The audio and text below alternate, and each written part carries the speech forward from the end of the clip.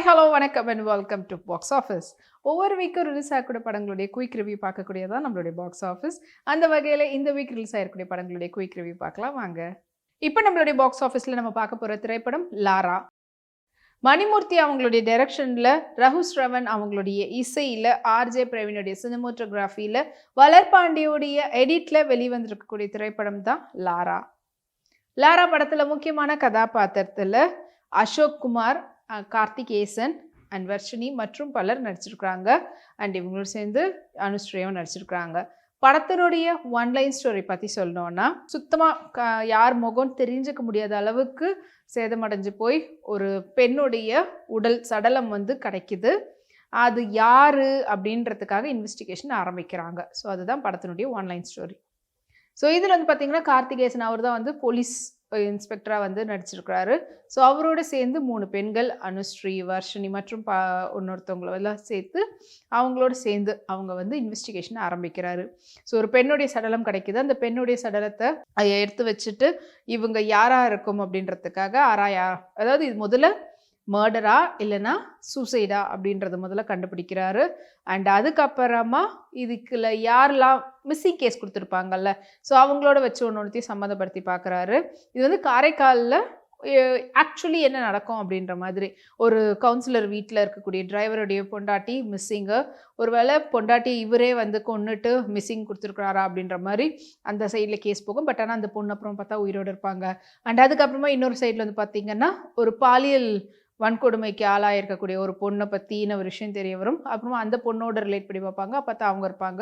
So இந்த மாதிரி ஒவ்வொருத்தர் மேலேயும் சந்தேகப்பட்டு அதுக்காக அந்தந்த ரிலேட்டடான கேசஸ்லாம் போய் பார்த்துட்டு அண்ட் ஃபைனலி இவங்களை இன்னொருத்தவங்க சொல்லுவாங்க, இந்த மாதிரி நான் பார்த்தேன் ஒரு பெண்ணுடைய உடலை தூக்கி போட்டதை. அப்போ அந்த பெண்ணு யார் தூக்கி போட்டவங்க, அதுக்கப்புறம் இந்த பெண்ணுடைய உடல் அப்படின்ற மாதிரிலாம் தேடி கடைசியாக ஓகே இவங்க தான் அப்படின்னு கண்டுபிடிச்சிட்டு அண்ட் இவங்களுக்கு என்ன நடந்திருக்கோ அப்படின்ற மாதிரி நோக்கி அந்த இன்வெஸ்டிகேஷன் போகுது.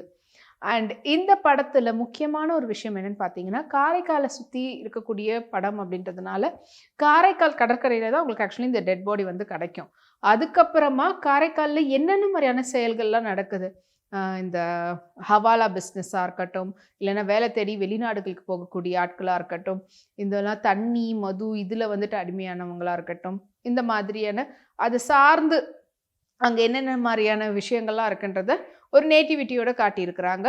அண்ட் அதுக்கப்புறமா இப்போ இருக்கக்கூடிய ஒரு ஸ்டேஜில் என்னதான் இருந்தாலுமே, எல்லாமே அட்வான்ஸ்டாக இருந்தாலுமே, ஒருத்தவங்க இந்த மாதிரி ஒருத்தவங்க அடையாளமே தெரியாதவங்க இருக்கும்போது அவங்கள எப்படியெல்லாம் கண்டுபிடிக்கலாம் அப்படின்ற மாதிரி அந்த இன்வெஸ்டிகேஷனை பார்க்கும்போது கொஞ்சம் நல்லாவே ஸ்க்ரீன் பிளே ஃபாஸ்ட் மூவிங்காகவும் சரி, நம்மளுக்கு போர் அடிக்காமல், படமும் எக்ஸாக்டாக 2 hours. அந்த 2 hours நம்மளுக்கு கொஞ்சம் கூட போர் அடிக்காமல் அதை எந்த அளவுக்கு இன்ட்ரெஸ்டிங்காக கொடுக்க முடியுமோ அந்த அளவுக்கு இன்ட்ரெஸ்டிங்காக கொடுத்துருக்காங்க. ஸோ படத்தில் முக்கியமான கதாபாத்திரத்தில் கார்த்திகேசன் அவர் தான் படத்தினுடைய ப்ரொடியூசரும் கூட. அவர் போலீஸ் இந்த இன்வெஸ்டிகேஷன் ஆஃபீஸராக வராரு. ஸோ அவராக இருக்கட்டும். அண்ட் படத்தில் கொஞ்சம் லேட்டராக வந்தாலும் அசோக் குமார் அவருடைய அந்த பெர்ஃபார்மன்ஸ், அவங்களுடைய லவ்வரை மிஸ் பண்ணக்கூடிய விஷயங்கள், ஸோ அது ரொம்ப நேச்சுரலாக அழகான ஒரு நடிப்பையும் வெளிப்படுத்தியிருக்கிறாரு. அண்ட் படத்தினுடைய மியூசிக் டைரக்டர் ரகு ஸ்ரவன், அவருடைய மியூசிக் படத்துக்கு இன்னொரு ஆடட் ப்ளஸ்ஸாகவே அமைஞ்சிருக்குது. அண்ட் இந்த காரைக்காலை சுற்றி இருக்கக்கூடிய அந்த சினிமோட்டோகிராஃபியை ரொம்ப அழகாக தத்ரூபமாக காட்டியிருக்கிறாரு ஆர்ஜே பிரவீன் அவர்களுடைய சினிமோட்டோகிராஃபி. அண்ட் ஓவராலாக டைரக்டர் அவருடைய டைரக்ஷனை மக்களுக்கு கரெக்டாக கொண்டு போய் சேர்க்குற விதத்தில் பண்ணியிருக்கிறாரு மணிமூர்த்தி அவர்கள். அண்ட் ரொம்ப சின்ன டீம் அண்ட் அவங்களுடைய ஒர்க் எல்லா விதத்துலேயும் மக்களை ரீச் ஆகணும், கரெக்டாக கன்வே ஆகணும் அப்படின்ற விதத்தில் படத்தை எடுத்திருக்கிறாங்க. ஸோ ஸ்க்ரீன் பிளே வைஸ் சூப்பரான நல்ல ஒரு ஸ்க்ரீன் பிளே, தேவையில்லாமல் வளவலா கொலான்ட்டு இல்லாமல் டு த பாயிண்ட் கரெக்டாக கொண்டு போயிருக்கிறாங்க. ஏதாவது ஒன்று காட்டினாலும் அது ரிலேட்டட் டு த மூவியாகவே இருக்கக்கூடிய விஷயமா இருக்குது. இது ஏன் இங்கே காட்டுறாங்க அப்படின்றது அப்புறமா வேறு சீனில் பார்க்கும்போது ஓகே இது ரிலேட் பண்ணுற விதத்தில் தான் இதை காட்டியிருக்கிறாங்கன்றது நம்மளுக்கு புரிய வரும். ஸோ இன்வெஸ்டிகேஷன் படம் அப்படின்னும் போது அதுக்கான நிறைய மெனக்கெடல் வேணும். அதை கண்டிப்பாக இந்த படத்தில் எல்லாருமே அதை டீமாக கொடுத்துருக்குறாங்க. அதனாலேயே ஒரு ஓவராலாக ஒரு டீசெண்டான மூவியை நம்ம என்கேஜ் பண்ணுற விதத்தில் இந்த படம் அமைஞ்சிருக்குது. ஸோ நல்ல ஒரு இன்வெஸ்டிகேஷன் படம் பார்க்கணும்னு நினைக்கிறவங்க இந்த வீக்கெண்ட் இந்த திரைப்படம் ரிலீஸ் ஆகிருக்குது, தியேட்டரில் போய் பாருங்கள்.